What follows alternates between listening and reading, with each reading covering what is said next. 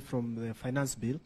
The worrying now in counties is lack of funds, and that the government has not released funds from February, some March.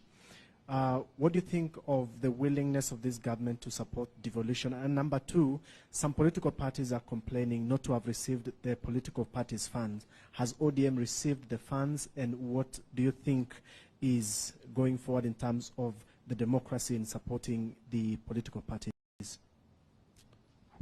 About the funds, I'm told that there was a meeting today between governors and Mr. Gachagua.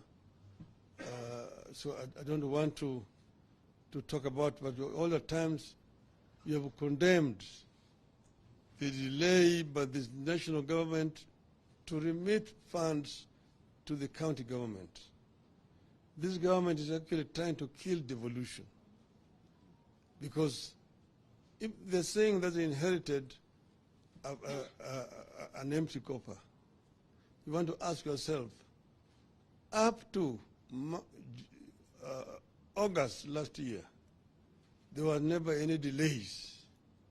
And that regime of Uhuru Kenyatta was also collecting taxes from the people of Kenya. And they were able to pay, at least the following month, all the dues to the county government. What has happened since that time that we now have these serious problems? I think myself is that there is a deliberate effort to try to take over some of the functions which are being done by the county government.